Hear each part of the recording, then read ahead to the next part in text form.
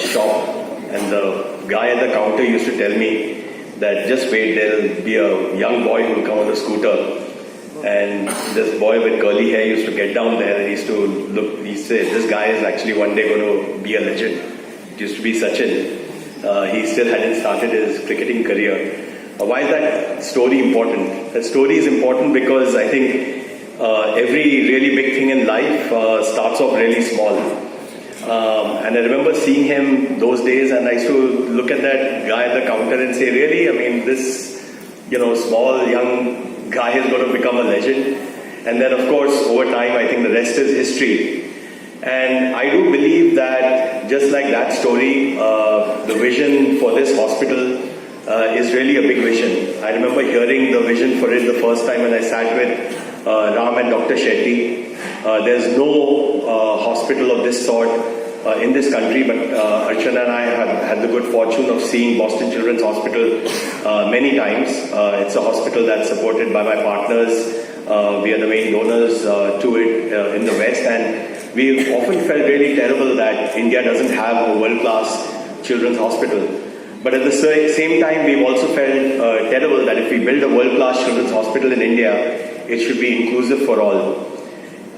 And so when I first time heard the vision from Dr. Shetty and Ram that, we have the opportunity to do something like that in Mumbai, we immediately signed up to be the first donors for it.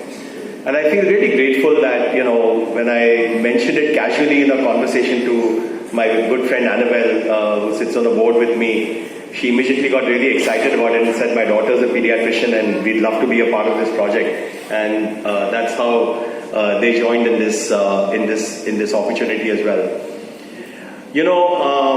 The hospital, of course, got built in record time, and what you see, if you get the opportunity to walk around, you realize is truly a world-class hospital. But I always worried that will it be really inclusive for all? And then last month, I had the chance to come here and sit because one of my partners, who was consulting Dr. Nagda for his daughter, got referred to Boston Children's Hospital. He went there, for his daughter. And then decided that instead of treating his daughter at Boston Children's Hospital for her surgery, decided to come right here and get his daughter's surgery done right here in this hospital. But what was most fascinating to me, I came here at 6:30 in the morning and I sat down in the operation theatre and I started talking to the other patients who were there, their parents. And seated on my right was an old lady who's a farmer's wife from Thule. And seated on my left was a couple who had come all the way from Assam, whose daughter was undergoing a cardiac surgery that day. And both of them were patients who were below the poverty line. And I think that's what got me most satisfied, that I think the vision of truly building an inclusive hospital where patients who could fly down to Boston to get their children treated at the same time, whose children, where patients who were truly below the poverty line could come in and all of them could get the same treatment, were getting treated, is happening out here. So at least a big part of our vision, I think, is happening. I think the second part of the vision is making sure that treatments here are treatments that are delivered like nowhere else. And I think with the opening of the BMT ward, I think we are taking a big step in that direction. Of course, there's a lot of road to be traveled because a big part of what we want to do is deliver really complicated procedures out here.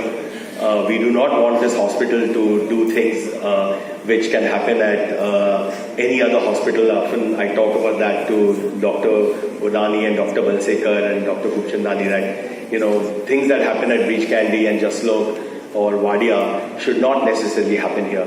So I think that's the next part of this journey. And I think with all your support, I'm sure we will ultimately get there. The final thing I would say is, I'm really grateful to Anjali and Sachin. I remember when Archana and I were walking down the corridors of Boston Children's Hospital and thinking about the design of the place. The chief architect of Boston Children's Hospital is actually a Tamilian lady Uma Ramanathan. And Uma was very kind enough to open up the designs of Boston Children. And she showed me that it doesn't look like a hospital, but actually a playground.